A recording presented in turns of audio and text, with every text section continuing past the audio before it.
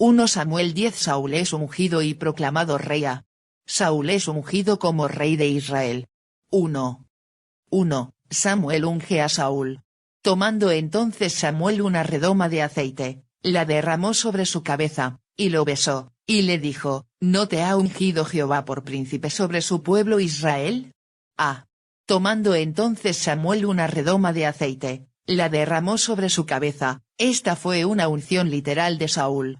La palabra ungir significa frotar o rociar, aplicar ungüento o líquido aceitoso. Cuando Samuel la derramó sobre su cabeza, Saúl fue ungido con aceite. Pero la idea de la unción es mucho más grande.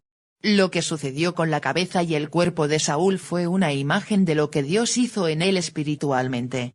El Espíritu Santo fue derramado sobre él, equipándolo para el trabajo de gobernar como rey sobre Israel. Y, como cristianos bajo el nuevo pacto también tenemos una unción, pero vosotros tenéis la unción del Santo. 1 de Juan 2:20. En el sentido del Nuevo Testamento, unción lleva la idea de ser lleno y bendecido por el Espíritu Santo. Esto es algo que es propiedad común de todos los cristianos, pero es algo a lo que podemos y debemos someternos y ser más receptivos. Y lo besó. Esto no solo fue un saludo, también era una señal del apoyo personal de Samuel para Saúl. Era importante que el rey de Israel sintiera el apoyo del varón de Dios. ¿No te ha ungido Jehová? Dios ungió a Saúl y hubo muchos aspectos de esta unción que fueron especialmente memorables para Saúl. Fue una unción secreta, porque aún no era tiempo de revelar a Saúl como rey a la nación. Como cristianos, nuestra unción a menudo llega de una manera privada, no en una ceremonia pública ni ostentosa.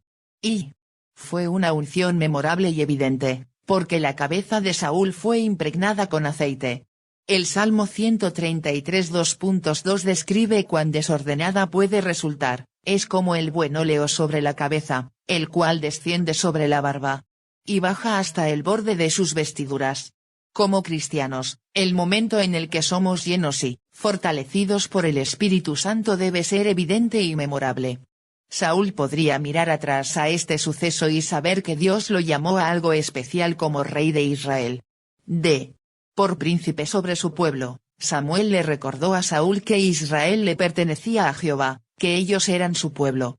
Al mismo tiempo, Saúl tenía un trabajo importante que hacer, porque Dios lo puso como príncipe sobre su pueblo. Saúl debía tratar de ser el mejor rey posible, porque tenía a su cuidado a un pueblo que le pertenecía a Jehová Dios. 2. Samuel le habla a Saúl sobre una señal para confirmar su unción como rey. Hoy, después que te hayas apartado de mí, hallarás 2 hombres junto al sepulcro de Raquel, en el territorio de Benjamín, en Selsa, los cuales te dirán: las asnas que habías ido a buscar se han hallado, tu padre ha dejado ya de inquietarse por las asnas, y está afligido por vosotros, diciendo: ¿qué haré acerca de mi hijo?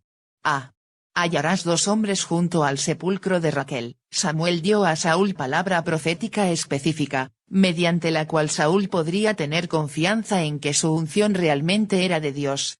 Si no hubiera hombres junto al sepulcro de Raquel, o si solo hubiera un hombre y no 2, entonces Saúl sabría que Samuel en realidad no había hablado por Dios. Sin embargo, hablando hipotéticamente, podría haber habido 3 hombres junto al sepulcro de Raquel y aún así la profecía hubiera sido correcta. Uno puede decir que hay 2 hombres si hay 3, 4 o 5, pero no puede decir que hay 2 hombres si solo hay uno. Cuando un mensaje proviene de Dios, siempre se cumple, exactamente como Dios dice, pero no siempre exactamente como esperamos. Los cuales te dirán: si los hombres junto al sepulcro de Raquel no le decían a Saúl sobre el descubrimiento del paradero de las asnas, Saúl podría saber que Samuel no era un verdadero profeta. Dios le dio a Saúl esta señal para fortalecer su confianza en la obra de Jehová. Necesitamos confiar en la confirmación que Dios nos da en el camino. Dios no quería que Saúl dudara de su llamado más tarde, así que le dio mucha confirmación. 3.4. Samuel le habla a Saúl de otra señal para confirmar lo que Dios ha hecho.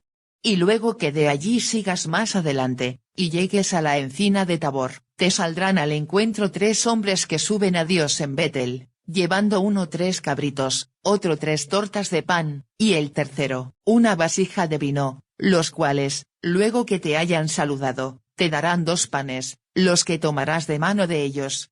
A. La encina de Tabor. 3 hombres. 3 cabritos. 3 tortas de pan. Una vasija de vino. Luego que te hayan saludado, te darán. Una vez más, Samuel le dio a Saúl predicciones específicas para que pudieran ser verificadas con exactitud. Tal vez Dios tenga lugar para mensajes vagos y extensos, como decirle a una audiencia de 500 personas, hay alguien aquí con dolor de cabeza, pero no son una evidencia notable de profecía. B. Los que tomarás de mano de ellos. Sería inusual que los hombres simplemente le dieran a un extraño como Saúl tortas de pan. Pero como rey, Saúl recibiría regalos con frecuencia, así que esta era una buena manera de confirmar su unción como rey. Y 2 panes eran un regalo extraño, pero cuanto más extraño era el presente, más adecuado era como señal de la extraordinaria providencia de Dios para los asuntos de Saúl. Poole, 4. 5-7, Samuel le habla a Saúl de una tercera señal para confirmar lo que Dios ha hecho. Después de esto llegarás al collado de Dios donde está la guarnición de los filisteos, y cuando entres allá en la ciudad encontrarás una compañía de profetas que descienden del lugar alto, y delante de ellos salterio, pandero, flauta y arpa, y ellos profetizando. Entonces el Espíritu de Jehová vendrá sobre ti con poder, y profetizarás con ellos, y serás mudado en otro hombre. Y cuando te hayan sucedido estas señales, haz lo que te viniere a la mano, porque Dios está contigo. A.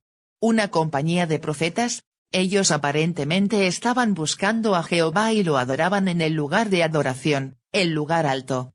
Y ellos profetizando no está diciendo necesariamente que ellos estaban prediciendo el futuro, sino que todos ellos hablaban bajo la inspiración del Espíritu Santo. Y los miembros de los grupos proféticos a menudo eran jóvenes. 2 de Reyes 5:22, 9:2.4, con frecuencia vivían juntos. 2 de Reyes 6:2.12, comían juntos. 2 Kings 4:38, y eran apoyados por la generosidad de sus hermanos israelitas. 2 de Reyes 4:2.42-43.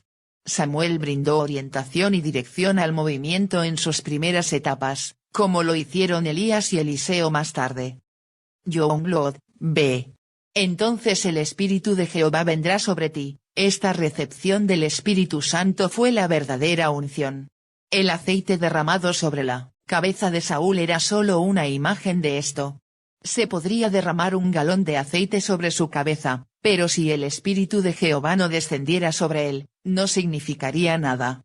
Y Poole hizo la observación de que vendrá sobre ti literalmente se precipitará o descargará sobre ti, es decir, específicamente, por una temporada.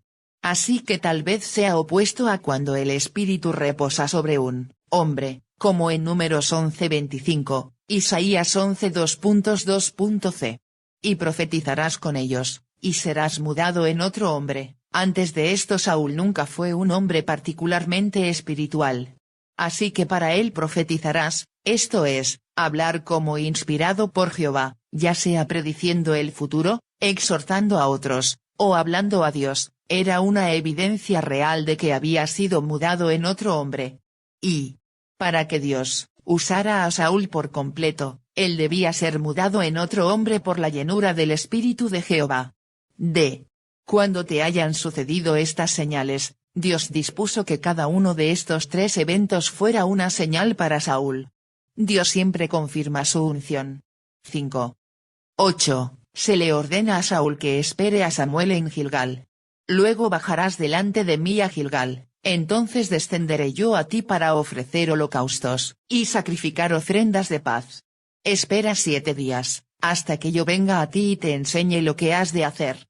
A. Espera 7 días, esta era una orden importante.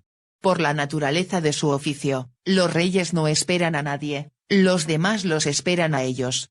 Pero Samuel le ordenó a Saúl que lo esperara, porque el profeta de Dios tenía más autoridad real que este rey sobre Israel. Saúl debía mostrar que, aunque él fuera rey, se sometía a Jehová y a su profeta. Fallar en la espera por Samuel metería a Saúl en problemas en el futuro. 6. 9:13. Las señales se cumplen. Aconteció luego, que al volver él la espalda para apartarse de Samuel, le mudó Dios su corazón, y todas estas señales acontecieron en aquel día. Y cuando llegaron allá al collado, he aquí la compañía de los profetas que venía a encontrarse con él, y el Espíritu de Dios vino sobre él con poder, y profetizó entre ellos. Y aconteció que cuando todos los que le conocían antes vieron que profetizaba con los profetas, el pueblo decía el uno al otro, ¿qué le ha sucedido al hijo de Cis? ¿Saúl también entre los profetas? Y alguno de allí respondió diciendo, ¿y quién es el padre de ellos? Por esta causa se hizo proverbio, también, ¿Saúl entre los profetas? Y cesó de profetizar, y llegó al lugar alto. Al volver él la espalda para apartarse de Samuel, le mudó Dios su corazón. Samuel no podía darle a Saúl otro corazón. Solamente el Espíritu de Jehová podía hacerlo. Para demostrar esto, Dios no le concedió este cambio de corazón a Saúl hasta que se apartó de la presencia de Samuel. Dios quería que Saúl honrara y respetara a Samuel, pero que nunca lo buscara a él en vez de a Jehová. ¿Y le mudó Dios su corazón? No se lo mudó Samuel, ni siquiera se lo mudó Saúl mismo. El corazón nuevo fue un regalo de Jehová. Nosotros también podemos tener un corazón nuevo de parte de Jehová, pero debemos recibirlo de él. No podemos recibir un corazón nuevo de nadie excepto de Dios, y nunca podremos hacer un corazón nuevo en nadie más. B. ¿También Saúl entre los profetas? Esta frase se hizo proverbio y describe el asombro de que ahora alguien sea profundamente religioso.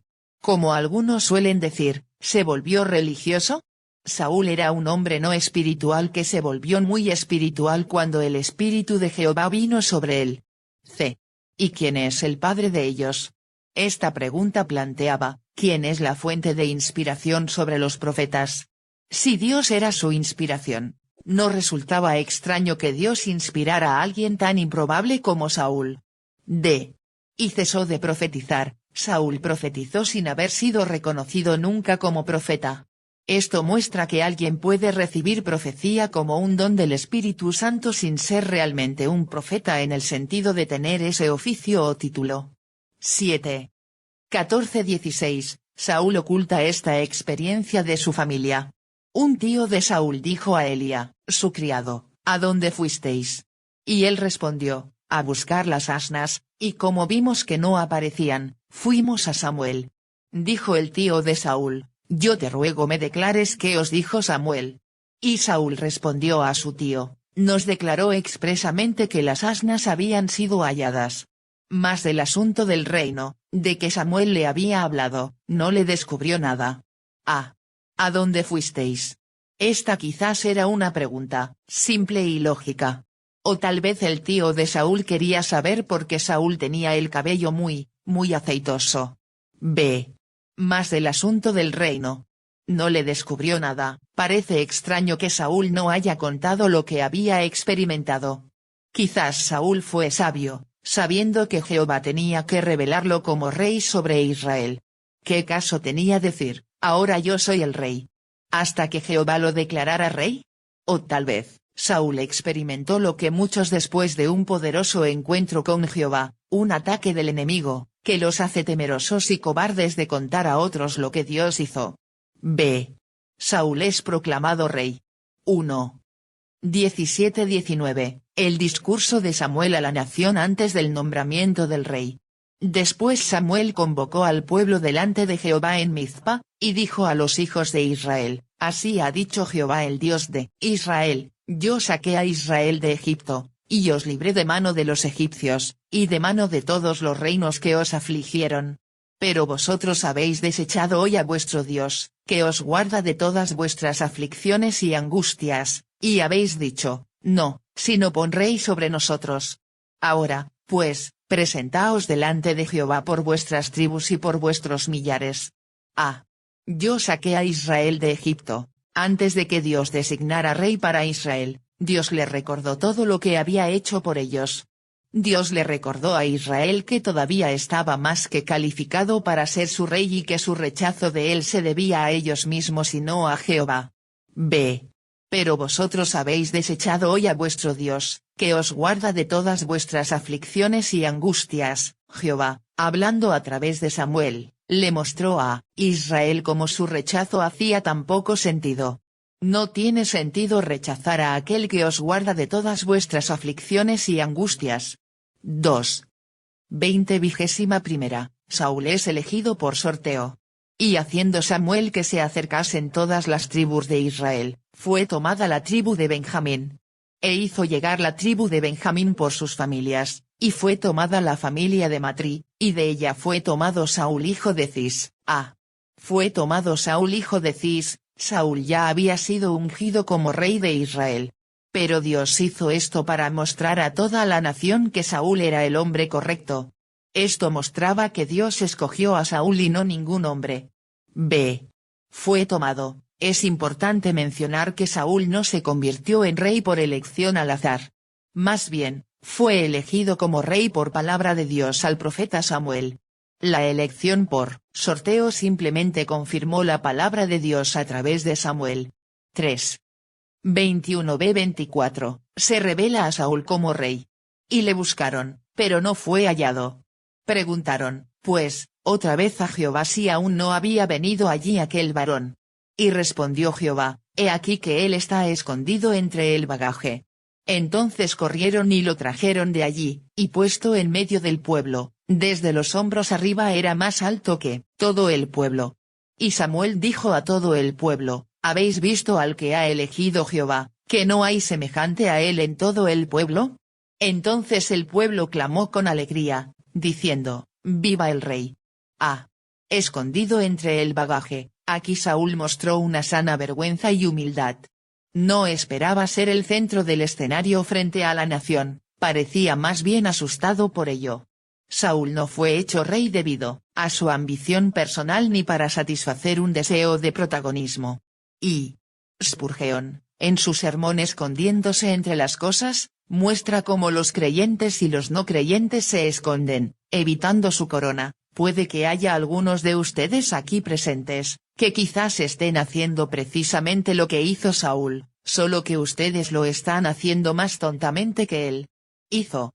Él solo se escondió de una corona terrenal, pero ustedes se esconden de una celestial.